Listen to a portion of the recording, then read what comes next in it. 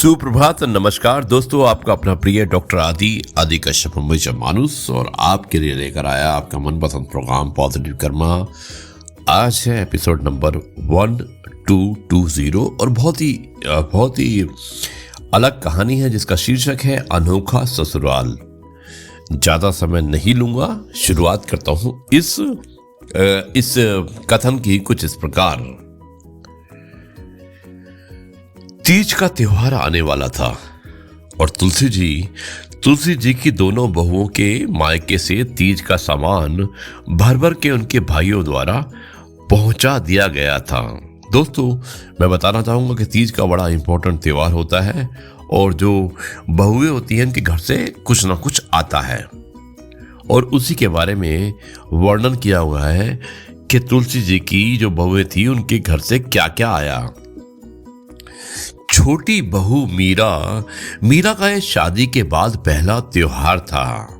अब चूंकि मीरा के माता पिता का बचपन में ही देहांत हो जाने के कारण उसके चाचा चाची ने ही उसको पाला था, इसलिए और हमेशा हॉस्टल में रहने के कारण उसे ये सब रीति रिवाजों के बारे में ज्यादा जानकारी नहीं थी।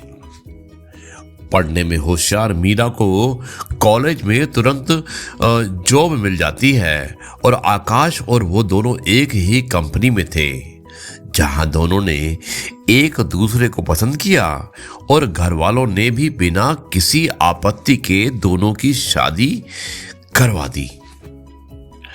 आज जब मीरा ने देखा कि उसकी जेठानियों के मायके से शगुन में ढेर सारा सुहाग का सामान, साड़ियाँ, मेहंदी, मिठाइयाँ इत्यादि आया है तो उसे अपना कद बहुत ही छोटा लगने लगा। मायके के नाम पर उसके चाचा चाची का घर तो था, परंतु उन्होंने मीरा के पिता के पैसों से बचपन में ही हॉस्टल में एडमिशन करवाकर अपनी जिम्मेदारी निभा ली थी और अब शादी करवाकर उसकी इतिश्री कर ली थी। आखिर उसका शगुन का सामान कौन लाएगा, ये सोचकर मीरा की परेशानी बढ़ती जा रही थी।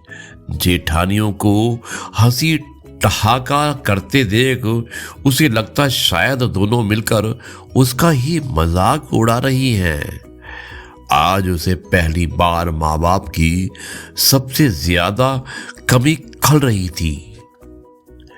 अगले दिन मीरा की सास तुलसी जी ने उसे आवाज लगाते हुए कहा कि मीरा बहू, जल्दी से नीचे आ जाओ, देखो तुम्हारे मायके से तीज का शगुन आया है।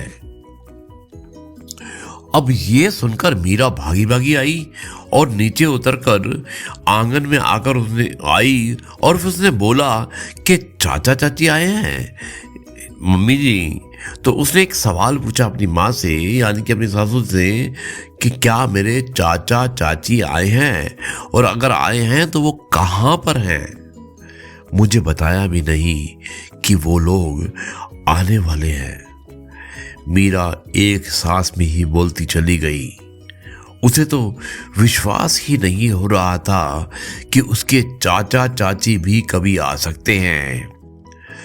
तभी तुलसी जी ने बोला कि अरे नहीं, तुम्हारे चाचा चाची नहीं आए, बल्कि भाई और भाभियां सब कुछ लेकर आए हैं। अब मीरा चौंक कर बोली, पर मम्मी जी, मेरे तो कोई भाई भाभी है ही नहीं। फिर ड्राइंग रूम में जाकर देखो, वो लोग तुम्हारा ही इंतजार कर रहे हैं, सासू माँ ने कहा।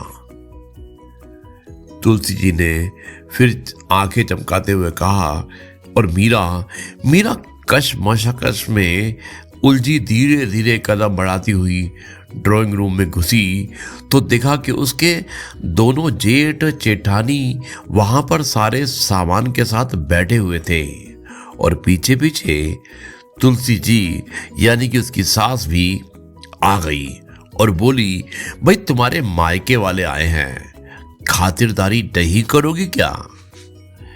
मीरा को कुछ समझ में नहीं आ रहा था। वो कभी सास को देखती तो कभी बाकी सभी लोगों को। उसके मासूम चेहरे को देखकर सबकी हंसी छूट गई। तुलसी जी बोली, कल जब तुम्हारी जेठानियों के मायके से शगुन आया था तो हम सबने ही तुम्हारी आंखों में वो नमी देख ली थी जिसमें माता पिता के ना होने का गहरा दुख समाया हुआ था। मायके की महत्वता हम औरतों से ज्यादा कौन समझ सकता है। भला इसलिए हम सबने तभी तय कर लिया था कि आज हम एक नया रिश्ता कायम करेंगे और तुम्हें तुम्हें तुम्हारे मायके का सुख जरूर देंगे। मीरा को अपने कानों पर विश्वास नहीं हो रहा था। जिन रिश्तों से उसे कल तक मजाक बनने का डर सता रहा था, उन्हीं रिश्तों ने आज उसे एक नई सोच अपनाकर उसका मायका लौटा दिया था। मीरा की आंखों में खुशी और कृतज्ञता के आंसू बह रहे थे। दोस्तों, समाज में एक नई सोच को जन्म देने वाले उसके ससुराल वालों ने मीरा का कद बहुत ऊंचा कर दिया था। साथ ही अपनी बहू के ससुराल को ही अपना मायका बनाकर समाज में उनका कद बहुत ऊंचा उठ चुका था। दोस्तों, ये थी कहानी और मुझे उम्मीद है कि ये कहानी आपको अवश्य पसंद आई होगी, जिसका शीर्षक था अनोखा ससुराल। और अब मैं इस कार्यक्रम को यहीं पर समाप्त करता हूं और कल आपसे एक बार फिर मुलाकात करेंगे कुछ नई बातों के साथ। तब तक के लिए कहते हैं जय गुरु जी, शुक्राना गुरु जी।